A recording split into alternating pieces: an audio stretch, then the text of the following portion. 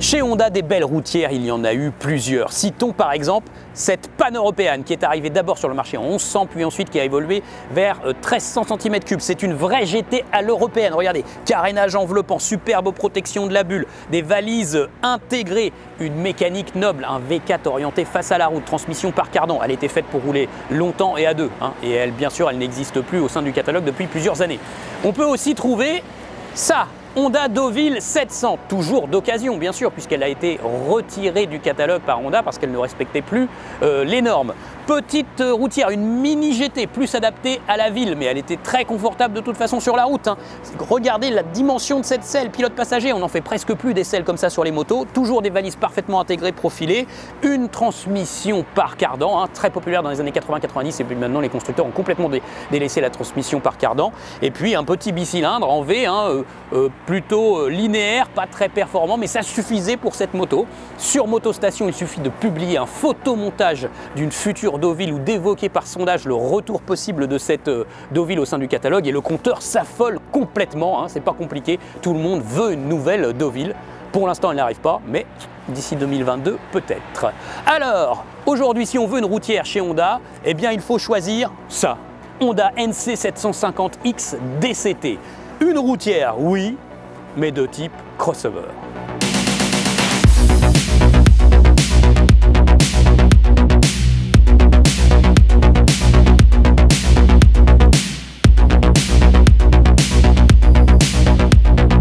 Crossover et pour cause, puisque Honda a développé une gamme entière autour de ce moteur et de ce châssis. On y retrouve le XADV 750, un maxi scooter très SUV, le Honda Forza 750, un maxi scooter lui très GT, très moto. Et ces trois véhicules partagent donc cette même mécanique qui est originale puisqu'elle est dépourvue de boîte de vitesse classique au profit de la fameuse boîte DCT à double embrayage de chez Honda. Apparue en 2012, la Honda NC 700X DCT était à contre-courant totalement de la production motocycliste. Un look de Fiat multiplat, un moteur bicylindre en ligne, longue course, incliné vers l'avant qui prenait autant de régime qu'un moteur turbo-diesel. Un faux réservoir dans lequel on pouvait mettre un casque, pas de boîte de vitesse, et le vrai réservoir, lui, logé sous la selle. Au départ, c'était pas gagné et cette moto a été mal comprise. Pourtant, à l'essai, cette moto a démontré des qualités étonnantes. Un moteur, tout d'abord, vraiment agréable, qui montrait un très bon agrément aux allures légales. Une transmission DCT particulièrement calibrée pour ce moteur. Un châssis vraiment sain. Le faux réservoir qui dissimulait un coffre était en fait un très bon argument au quotidien. Très vite, des motards se sont montrés vraiment fans de cette moto. Entre-temps, il y a eu une évolution vers une cylindrée accrue avec un moteur qui atteint maintenant 745 cm3. Pour 2021, encore une nouvelle évolution, Honda peaufine sa NC 750X DCT qui devient de plus en plus appréciée sur le marché en Europe. C'est un véritable outil au quotidien et les coursiers ne s'y trompent pas. C'est une Honda avec tout ce que ça comporte en termes d'ingénierie, de recherche et de développement. C'est une Honda Made in Japan et côté fiabilité, c'est clair, ce ne sera pas du Made in China. Il est temps de vous énumérer un peu ce qui a évolué donc en 2021. Tout d'abord, vous voyez la ligne, elle a évolué. Tout nouveau carénage avec un éclairage full LED qui éclaire plutôt pas trop mal la nuit. Une toute nouvelle bulle également qui s'annonce plus protectrice que la version précédente. Malgré tout, on aimerait sur cette moto une bulle encore plus haute et plus large. D'autant plus qu'il faudrait aussi de série des protège-mains. Cette nouvelle génération homologuée Euro 5 gagne aussi l'accélérateur électronique, fameux Ride-by-Wire. Le moteur gagne 3 kW et on atteint donc 58,6 chevaux et un couple généreux de 69 Nm.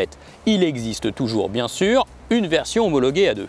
Ce moteur prend également 600 tours minutes supplémentaires en 2021. Alors attention, c'est 600 tours minutes de plus, pas 6000 tours de plus.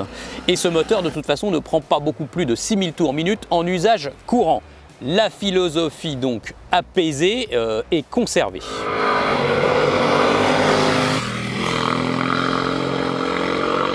Gros point fort aussi de ce moteur, bien sûr, c'est sa consommation. Elle est très basse. on arrive régulièrement à faire du 3,5 litres au 100 et on peut même descendre un petit peu en dessous.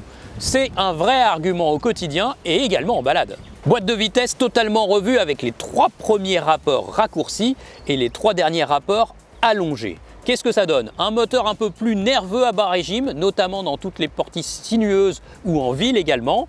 Et puis un moteur qui va cruiser à un régime un peu plus faible sur autoroute. Là, c'est tout bénéfice. Honda a eu raison de faire ça.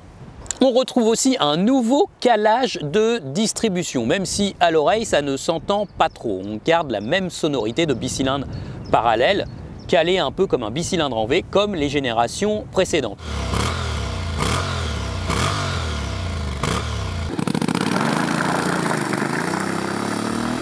Est-ce que le caractère y gagne beaucoup? Pas vraiment, de toute façon.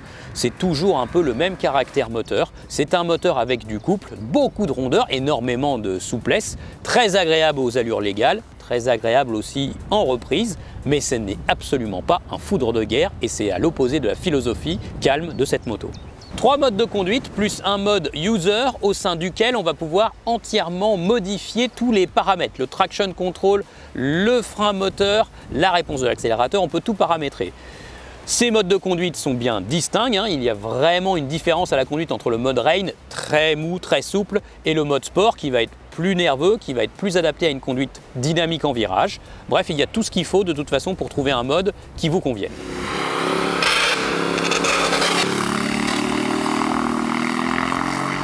Important, l'instrumentation LCD a évolué. Elle comporte toutes les infos pratiques. C'est vrai qu'on aimerait quand même avoir la température extérieure. Le tableau de bord est plutôt agréable. En revanche, aujourd'hui, on fait du TFT couleur, monsieur Honda. Et on fait aussi des écrans plus grands. Donc il y a encore du progrès à faire à ce niveau-là. En 2021, Honda a fait gagner 1 litre de contenance au coffre qui se situe dans le faux réservoir. C'est super, on peut toujours y mettre un casque et même un peu plus, une paire de gants, d'autres choses. Donc il est toujours aussi logeable et c'est même un peu mieux. Comment Honda a réussi à faire cela? En faisant pivoter, en modifiant l'emplacement de la batterie.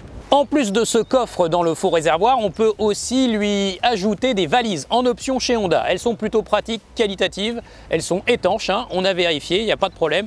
Facile à déposer, facile à remettre en place. On peut mettre un casque dans chacune d'elles. Attention quand même, je mets des casques en taille S et aujourd'hui j'avais un intégral plutôt compact. Si vous faites plutôt du L ou du XL avec un casque modulable, ça ne devrait pas être trop possible. Freinage, on retrouve un freinage d'urgence sur cette moto comme sur d'autres motos de la gamme Honda. Il se caractérise par un scintillement des clignotants lorsque l'on freine très très fort. Important, Honda a aussi retravaillé le poids de cette moto avec une perte annoncée de 6 kg. On est donc à 214 kg tout plein fait en version standard, mais de toute façon cette moto est vendue toujours en DCT et on atteint donc 224 kg. Par contre, le DCT, lui, ne bouge pas. Un DCT, ça pèse toujours 10 kg en 2021. Répartition des masses, en revanche, elle n'a pas beaucoup évolué. Elle est toujours annoncée à 48% vers l'avant et 52% vers l'arrière. C'est donc une moto qui charge un peu plus l'arrière. Et c'est à contre-courant. Aujourd'hui, tous les gros trails et même les roadsters, bien sûr, chargent davantage l'avant. On est plus sur les roadsters, par exemple, à 52-53 pour 48-47 à l'arrière.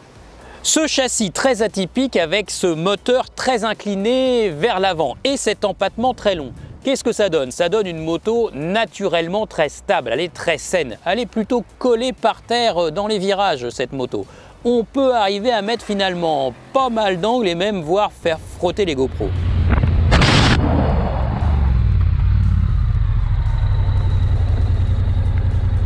Elle a donc du répondant dans les parties sinueuses, elle est plutôt précise cette moto. Attention toutefois, ça lui arrive parfois d'élargir un petit peu en sortie de courbe.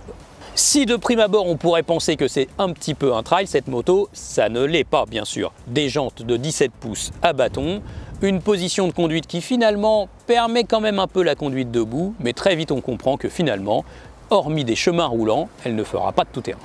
Un moto crossover, pneus également hybride avec les nouveaux Dunlop Sport Smart Mutant que nous avons ici montés sur la NC 750X.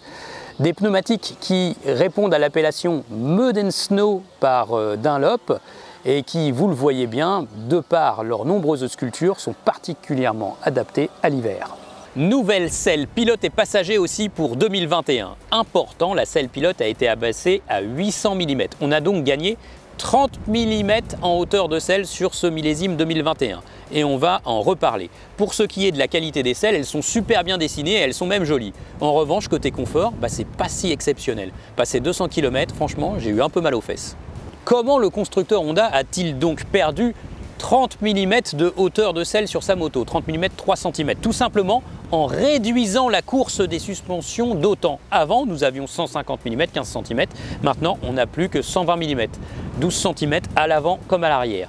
Et ça, je ne suis pas d'accord. Je trouve que c'est un mauvais choix stratégique. La volonté de Honda de vouloir abaisser la hauteur de selle pour que tous les conducteurs posent les pieds à plat, pourquoi pas, d'accord, mais ça se fait au détriment du confort en réduisant la course des suspensions. Nous avons fait du duo avec cette moto et parfois il suffisait de passer sur un dos d'âne un peu prononcé pour venir en butée de suspension et d'amortisseur à l'arrière. Ça, c'est vraiment regrettable sur une moto à la vocation touring. Deux autres petits regrets de ce millésime 2021, Honda aurait pu en profiter pour y greffer un régulateur de vitesse. Cette moto à la vocation vraiment de voyageuse aurait vraiment pu l'avoir. Autre chose également, on a toujours, comme au départ, un seul disque de frein à l'avant. En usage courant, ce n'est pas trop problématique. En usage un peu sportif, un peu plus, même si c'est une moto avec laquelle on freine beaucoup de l'arrière pour l'asseoir en courbe et ça fonctionne très très bien. En revanche, en duo chargé avec les valises, etc., ça va devenir un peu compliqué pour ce pauvre disque avant qui va sans doute s'échauffer et en montagne aussi, il aura fort à faire. Concrètement, cette NC750X DCT est une vraie moto d'ingénieur. Pour l'ensemble des technologies qu'elle embarque, ses choix singuliers. Et ces choix singuliers impactent directement la conduite. C'est une moto vraiment à contre-courant de la production, souvent très puissante, trop puissante ou fun. Ici, on a une moto avec un caractère apaisé. On a une moto qui veut essentiellement faire du touring, qui se montre très agréable finalement et attachante en usage courant. C'est une conception intelligente et c'est une pratique de la moto aussi également très intelligente. Si vous êtes un adepte des roues arrière et de la conduite fun, elle n'est pas faite pour vous. Si vous voulez rouler au quotidien avec une moto très efficace, très saine, et si vous voulez faire du tourisme avec une moto très adaptée justement au touring, elle pourrait être bien plus intéressante. Le fonctionnement de la boîte DCT, bien sûr, s'y prête tout particulièrement. Dans le premier cas, comme dans le second. Le prix, 9 399 €. C'est assez difficile de déterminer si elle est chère ou pas chère cette moto parce qu'elle est tellement singulière. En revanche, pour ce prix, nous aurions aimé qu'elle ait directement, par exemple, le régulateur de vitesse, vous l'aurez compris, des protège-mains et une bulle plus protectrice encore. Voilà, cette NC750X DCT est une routière atypique chez Honda. Pas de boîte de vitesse, le DCT, mais le constructeur insiste beaucoup sur cette technologie qu'il commence à multiplier au gré des modèles. Et puis, reconnaissons que cette technologie est maintenant très aboutie. Ça fonctionne très très bien le DCT. Et depuis tous les modèles que Honda a mis sur le marché, ça commence à devenir vraiment très fiable. Pas de souci de ce point de vue. Cette routière atypique est assez décalée dans la production, mais si votre philosophie correspond à cette moto, vous pourrez l'aimer beaucoup. J'en termine avec les routières, les ex-routières que vous avez connues chez Honda, Deauville par exemple, Pan-Européenne. Aimeriez-vous les voir revenir au sein du catalogue du constructeur japonais? Si oui, exprimez-vous.